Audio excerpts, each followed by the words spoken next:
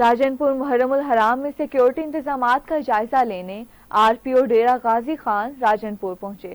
بین الصوبائی check پوسٹوں کا معائنہ کیا، مجالس اور جلوس کے روٹس کا جائزہ بھی لیا۔ مزید جانتے ہیں اس رپورٹ میں۔